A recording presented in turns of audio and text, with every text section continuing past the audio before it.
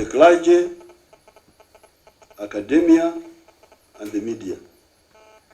Some of these elements live and done what they ought to do. They do what they ought not to do. President alinda tumugambe nti aba UPDF batta abantu. Alinda tumugambe nti LDU etta abantu. Alinda tumugambe nti police etta abantu. Kati biba byakutwala mu nsiko nga byali byakujoga human rights kulinyirira ddembe lya buntu. Nga nawo ukikakasa. Ti UPC abikola n'ebikola ne bibanyiza ne mugenda mu nsiko. Temulowooza nti mmwe mwali musobola okunyiiga mwekka. Ebyo bigambo tewali musango gwabazizza. Mujja kubeera bwe mutyo okutuusa NRM lweneesansuka. NRM bweneesansuka olwo nga mufuna eddembe lyammwe eryo. Naye bweneebeera ng'ekyaliwo NRM era nga yeerowooza nti kyekibiina ekigwanidde okufuga Uganda eno, eddembe lijja kubeera nga litambulibwa bweri. Lwaki akuba Bobi Wine emiko? Why tear gas him? Ladies and gentlemen, this is omwaka gwe tuli mu 2025. Ono musajja yazaawa yatugenda kudda. N'ebyayogera osobola okubikwata n'obizannyira omuntu mu mwaka 2025 n'atakugamba kikyayogerako. Like when gezaako kugamba nti violence is the pattern and practice of the NRM, ye template kwe batambuliza bye bakola. You're watching Mordecai Marissa Live Political Commentary. Please consider subscribing to help grow Uganda's Voices of Struggle ecosystem. Thank you. I cannot appreciate you enough for using your valuable time to always go on social media, break down things for people.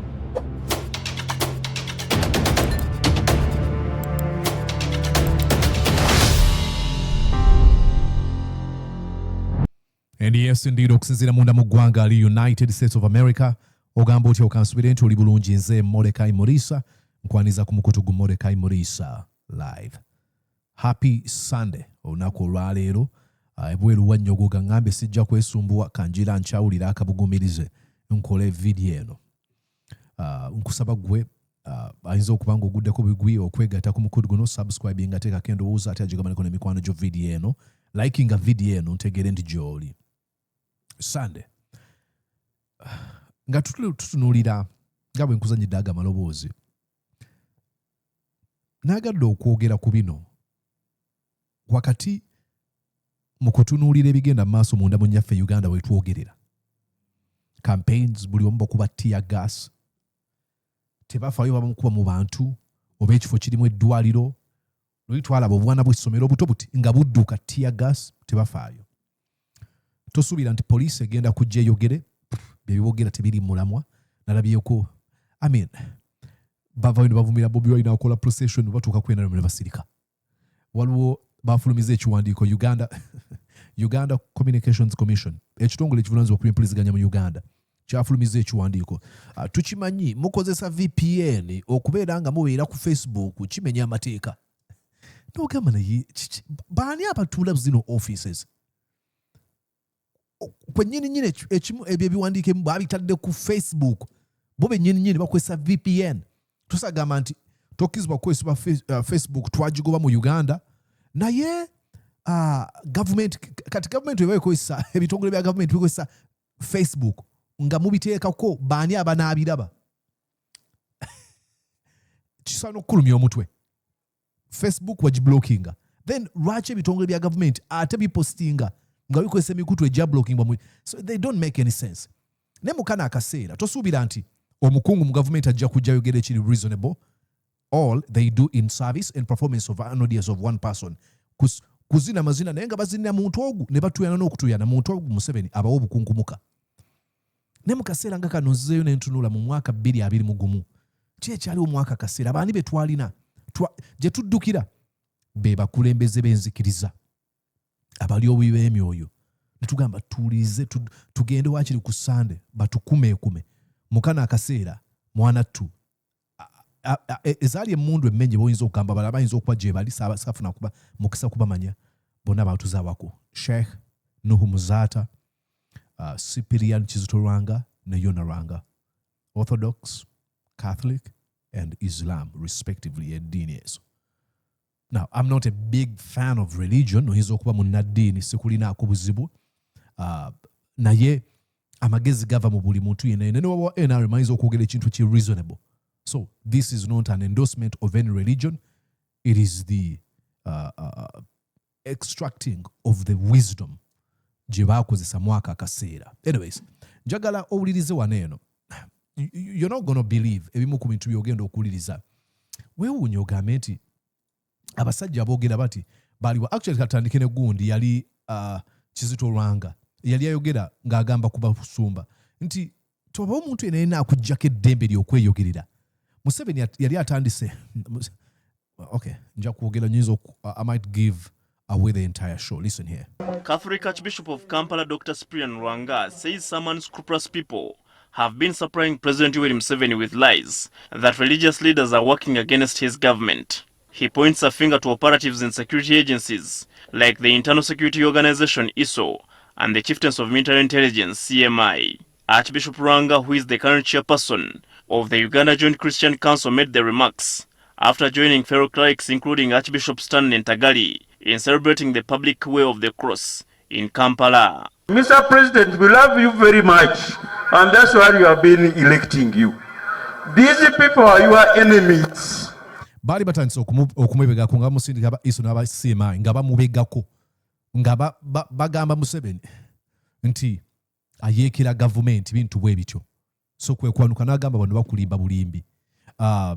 Let's go here while you're getting that one message in Jagali. Another ills in society said was informed that he and other clerics are plotting to overthrow the government.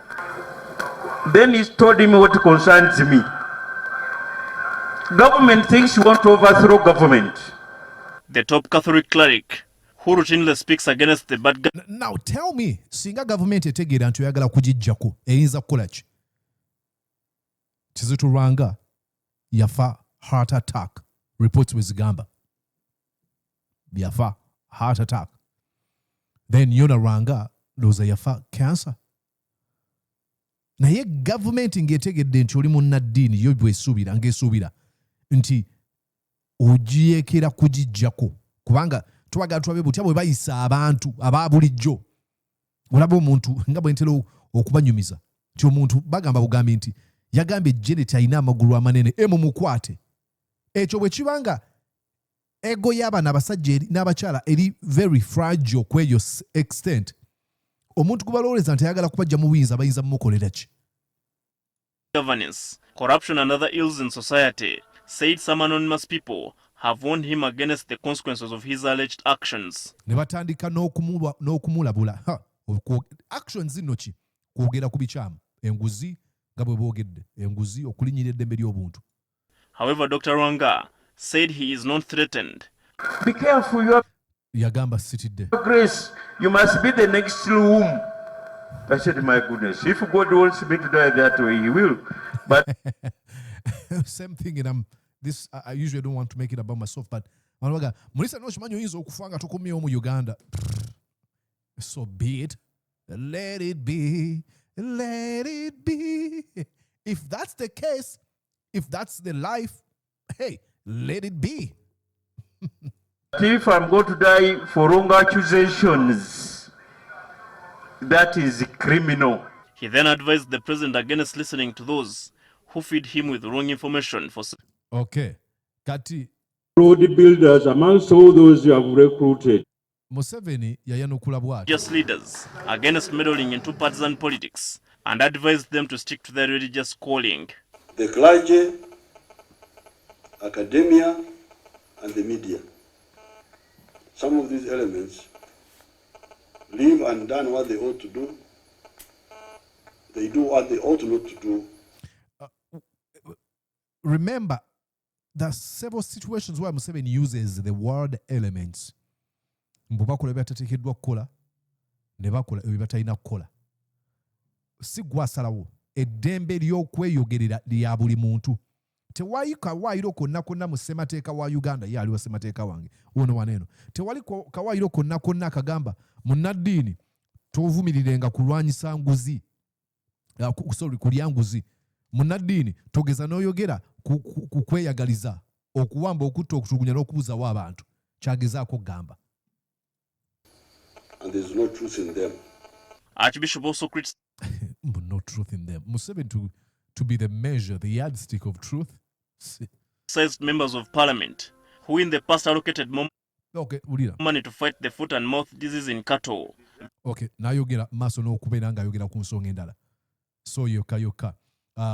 Njagala owulize ebigambo bya Yonah Lwanga. Bonna baafa mu mwaka gwe gumu. Nti ekintu ekyasingira ddala ennyo ate okwonoona eggwanga lino kwe kugenda okukwata okutogaatoga gundi eyo mu ngeri teri ntuufu. Ssemateeka waffe bonnaffe bali mu paliamenti bazzeeyo, ssemateeka waffe bamuzzeeyo gye baamujja ne bamujja ku mpeke ku mulamwa gwe. That's called freedom of thought. Omuntu wa ddembe okuba n'endowooza ye. Nze singa njogera ne muganda wange oba mwannyinaze oba kizibwe oba ani ng'ali eyo yonna n'aŋŋamba awagira Museveni, so agamba siddamu kwogera naawe, mugamba sikkanya na muntu gw'owagira naye tekikugjaako, siina bukyayi gy'oli. Onookugamba nti tulwane okulaba nga tuddeyo mu biseera biri, kubanga abantu abaabaga ssemateeka baali bagezi, baali bagendedde ekyali kibali mu mutwe by'ebiseera by'eggwanga eby'omu maaso, ne bateekamu ekkomo ku bisanja, ne bateekamu ekkomo ku myaka omuntu gy'ateekeddwa okkomo okwesimbako. Museveni najja n'agamba byonna tubiggyemu. Omuntu ogwa, omuntu bw'agamba tuddeyo, esi statement ya byabufuzi, statement efe nnyo ku musingi ogwazimbibwa nga tukola ssemateeka ono. Statement eyo si ya byabufuzi, kubanga okuggyako ng'ogamba nti Museveni alaba nga waliwo kikyamu okuwagira ebintu bye yasemba ssemateeka ono ng'akoleddwa, bwe ngamba tuddeyo nga bwe twali, si kya byabufuzi. Bamuzzeeyo bateese ekiteeso ate bamuzzeeyo eri tubeere nga twagala nnyo eggwanga lyaffe lino okusinga bwe tweyagala ffe buli omu. Olugendo lwaffe lujja kuba lulungi n'ebinaava mu kulonda bijja kuba birungi. Naye nze nzijukira ebiseera kubanga edda nalondako oluvannyuma nendekera okulonda. Lwaki? Kubanga nakizuula nti akalulu kange tekaweebwa kitiibwa. Tekaweebwa kitiibwa. Kakati kyeva nga nnondera kikakati. Naye kakati nze nsaba Katonda nti tuyambe tubeere nga twewa ekitiibwa ekisaanidde. Sina yekka waliwo omulala nkuwa kwabo mu kaseera kano ak'akazigizigi. Byonna njogera byaki? Njogera ku bintu byenze ndaba bakola abantu ne babakuba nga bwe njogedde omuko gubalagala. Ekkanisa eteekeddwa okubeera ng'evaayo eyogere. Emizikiti bano be tulina essaawa zino olina bugingo asiiba awaana muhoozi Kine Rugaba. Mukama Katonda wange awaana muhoozi Kine Rugaba. Omusajja awaana muhoozi Kine Rugaba bw'ateekinga break abeera mu kuvuma eyali mukyala we, bw'awummulamuko abeera mu kuŋŋaanya nsimbi, bw'avaayo eyo alina budde bwa kuvuma Bobi Wine n'okulangira n'okukola comedy. That is your prerogative. Naye nze ndowooza nti okuyitibwako kwandibadde kusingako okuddamu ebyo bitalina mulamwa. Sheikh, Nuhu, Muzaata, Batte. Ebyo byonna abantu kye bavudde babeera nga baweddemu essuubi. Nze gavumenti njagala ogitegeezo gikubira omulanga, please eteekwa okuddayo ku drawing board. Ebintu nayo tekyabimanyi gye biraga. Goberera yatuteekerateekera abasajja abafuuse abakondo abatemu, poliisi n'amagye ne LDU. Tubasuubira nti ndowooza balina kubeera nga bakuuma bannayuganda n'ebyabwe, naye bafuuse batemu bennyini. So president njagala okuddayo okujjukiza, olina olunaku lwe wali oyogera mu mwaka guno gwennyini n'ogamba ekyabatwala mu nsiko okubeera nga mugenda mu nsiko mwali mugenza okulwanyisa gavumenti ya UPC n'enfuga yayo embi. Era waliwo nga programu ya Sulaiman Kalule mukodomi wange ne muto wange Sonko Musa bwebeera egenda okutandika balina amaloboozi ge baleeta, naye president abeera ayogera nti aba UPDA aba Uganda Army batanga abantu, aba State Research batanga abantu, owulidde ekitegeeza nti ye kiri kyamunyiza n'agenda ki munsiko. President alinda tumugambe nti aba UPDF batta abantu, alinda tumugambe nti LDU etta abantu, alinda tumugambe nti police etta abantu. Kati biba byakutwala mu nsiko nga byali byakujoga human rights kulinyirira ddembe lya buntu. Nga naawe ukikakasa nti UPC abikola n'ebikola ne bibanyiiza ne mugenda mu nsiko, temulowooza nti mmwe mwali musobola okunyiiga mwekka. Ebyo bigambo tewali musango gwabazizza okujjako nga bagamba mu Lungereza a hit dog will holler. Embwa ekubiddwa ejjinja ejja kuwoowoola okujjako ng'ogamba nganda bika toyinza okunzija mu buyinza. Bw'obumanyi tolinyira ddembe, ebitongole by'ebyokwerinda by'olina tebitta bantu, tebibawamba, tebibatulugunya, gojjawa obuyinza okulowooza nti abantu tebateekeddwa kunyiiga. Gogamba byakunyiiza gavumenti y'Obote, gavumenti ya Amin ne gavumenti endala ez'abatitookera olutwa byebyo bye zaali zikola. N'ogamba n'onyiiga babbaaka lunoga kangende mu nsiko. Gw'olowooza obusungu obwo bukoma ku ggwe, teri muntu mulala asobola kunyiiga n'agamba nange kangende mu nsiko. I've told you, you can call me utopian thinker. I am a pacifist. I don't believe that war is a solution. I do not believe. I don't believe that we should lose lives only to pursue dreams as ebintu ebiri tangible, ebiri temporary. I don't believe sikiriza mu lutalo mu ngeri yonna. Kyokka nze obutabulukkiriza tekitegeeza nti abantu abalala tebalukkirizaamu era tebasobola kukola bintu bwe bityo nga banyiize. So Mwami Museveni bw'aba alowooza nti yanyiiga nnyo ku ebyo ebikolebwa byali bikolebwa gavumenti ezo nga kwotadde yaminti twekera olutwa Obote ne baani. N'agamba kati ngenze mu nsiko. Lwaki yalowooza? Why is he so selfish okulowooza nti obusungu bukoma ku ye yekka? Nuhu Muzaata kyagezaako okubuuza. Abasobola okunyiiga bakole bye mwakola n'ebisukkawo nabo gye bali eyo. Naye abantu okubeera nti omuntu batugambye omulenzi abadde abeera ku poliisi gwe batuma yabafumbire ate kati boda ye mujagazaaki.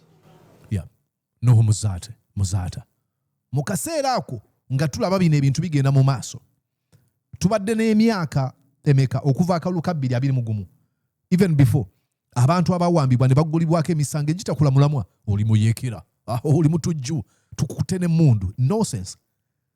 Wadde munnaddiini okuvaayo, kale katulabe bagezeeko pretending. Omanyi tuwulira nnyo abantu bagamba Bobi Wine ateekeddwa okwogera ne Museveni bayimbula abaana b'abantu. And of course that's gaslighting.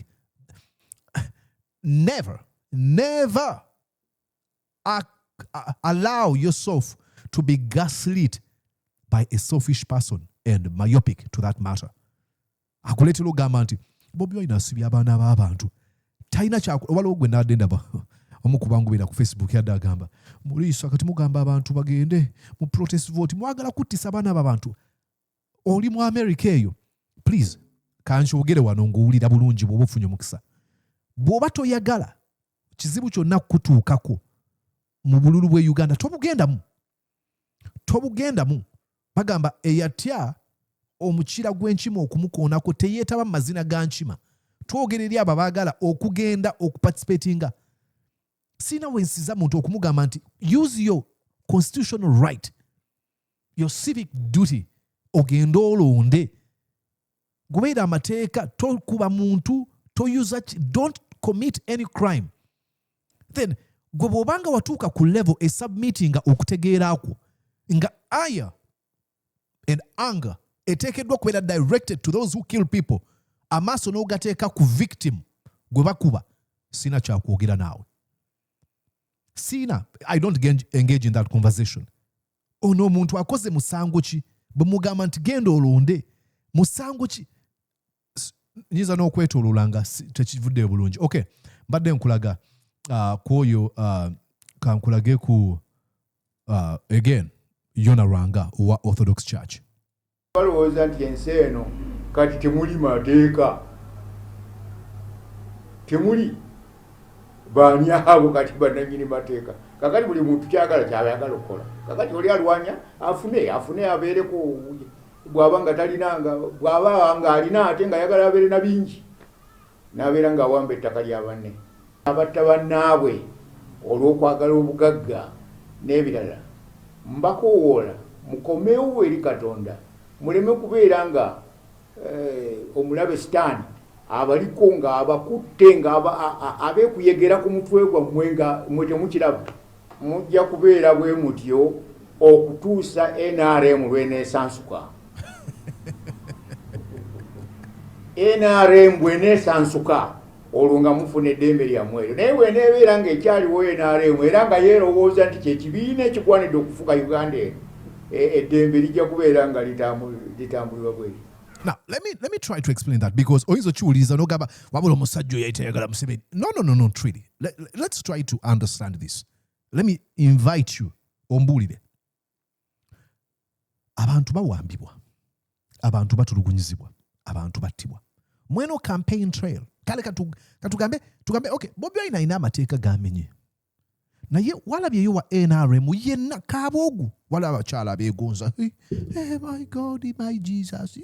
Yeah, baby, bintu babiramu ebyo. Ye muwombeefu. Ye mukazi muwombeefu. Afaayo nnyo eri abaana. Janet bw'ayogera. Now, voting for Museveni. No. Now, we have to go.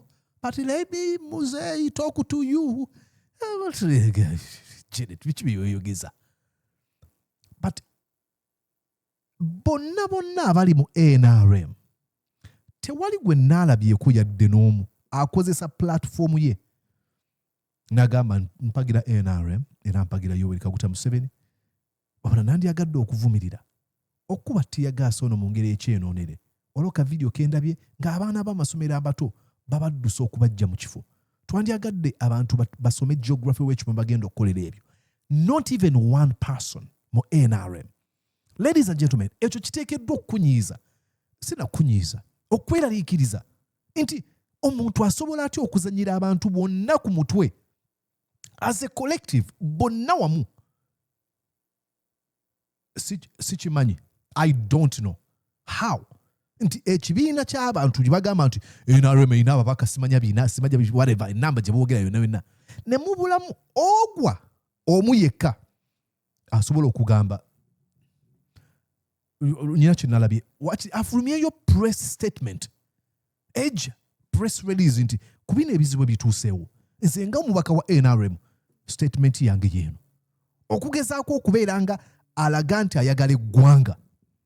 So wasinzira agamba nti NRM kubanga NRM yayingiramu akawuka ke bayita Museveni tekafaayo. NRM Museveni ayogera mbabaka ba NRM nga metero okubagamba n'abagamba bangambye bakubye Honorable Bobi Wine nengamba kandi ebe bamukubye nagenza olanga bamukubye bulungi ababaka ba NRM kyayagende ne bakuba mu ngalo. What? Omusajja agambye ab'ebitongole bye bamenya amateeka mu kifo ky'okudemandinga nti abakikoze banoonyerezebweko bakolebweko ng'amateeka bwe galabigira. Tolina musango gw'ozizza kikusesa. Geno noonya akatambi. Museveni yali ayogera n'abantu ng'ayogera ku Bob Njaji ne Nicholas Oyo bannakenya bwe baakwata ebitongole by'okwenda ne bibeegaana tebamanyi we bali. Museveni nabo n'agamba ffe twabawamba tubadde tubakumidde mu fridge owulira amaloboozi bayogera ekyo. What? Kiki ekisesa okukumira omuntu mu fridge oba okumuwamba oba okuleetera ebitongole by'eggwanga ebyandibadde byesigibwa okubeera nga bibusibusibwa kubanga poliisi bweva negamba tetumanyi gye bali amagye ne gagamba tetumanyi gye bali high court negamba banoonyeza tewali waali then tebasobola kujja ne batugamba ekintu ekirala ne tukikkiriza omulundi omulala. Statement emu y'omukulembeze w'eggwanga eba emaze okuttatta n'ebitongole bino bw'akyogera ekyo kiteekeddwa okutukonsaaninga kisesa busesa bantu kisesaamu ki. So ensonga kyagamba nti NRM ng'ekyali mu buyinza kubanga Museveni watuusizza eggwanga erina kusansuka otya protest vote kubanga bafuuse bannakyemalira nnyo aba NRM balowooza nti Uganda yaabwe naye nga si bwe kiri bwe kiri kiseera kyabwe kijja kuggwako basansuke. Exactly. I don't want this to play a story in those. So you get what I'm saying.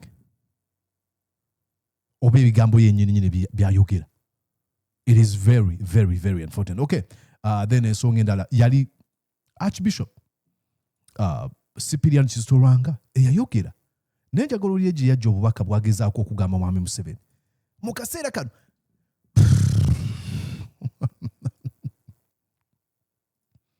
Ladies and gentlemen, ebigambo Cyprian Kizito Lwanga Archbishop byagenda okwogera kati omugenzi oyinza okugamba byakati kyekikulaga butya ebintu bitakyuse mu Uganda bino byogera emyaka 5 emabega. Ulira. Last weekend nalina abagenyi bava mu Germany and Austria ne bambuuza akabuuzo kano nti ani awa President Museveni amagezi lwaki nti lwaki tebigenda mu maaso kiva okuba bawiba amagezi ababi ti lwaki akuba Bobi Wine emigo. Why tear gas him? Ladies and gentlemen, this is omwaka gwe tuli mu 2025.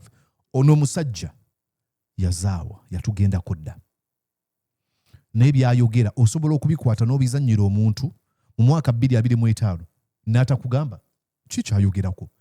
Like when gezaako kugamba nti violence is the pattern and practice of the NRM, ye template kwe batambuliza bye bakola nti singa sibe babadde bino ebigambo byandibadde bizannyibwa mu mwaka 2025 omuntu agamba kikyayogerako.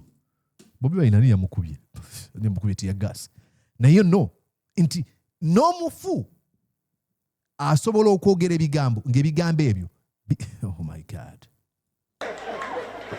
Ne bagamba ne kino mass media eyogera negamba nti Besigye yajjanjabanga abalwanyi mu nsiko mukuba teya gas ke Kasiimo mumusiba gye bamukuumidde okuga nti mugenda kumutta muhoozi ke Kasiimo. Also jeez.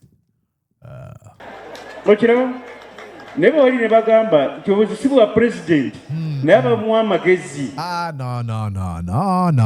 No. Mpulira nnyo ebigambo ebyogerwa. Museveni musajja mulungi naye abamwetolodde. Don't ever tell me that nonsense.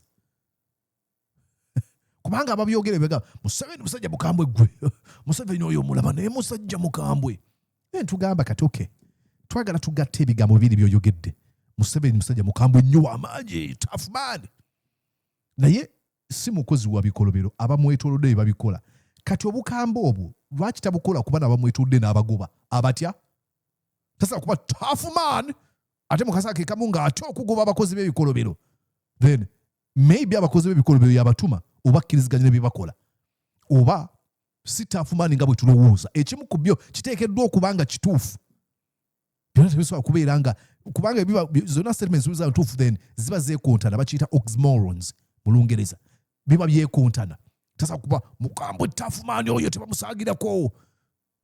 Abantu bamwetolodde bakola ebibi naye tasobola kubagoba. Jeez. Abantu balina ebintu byeboogera bintu owulira ku mikutu kyayogedde ddala okigattagatta kirimu omulamu bamanyi okugamba nga mmaliriza.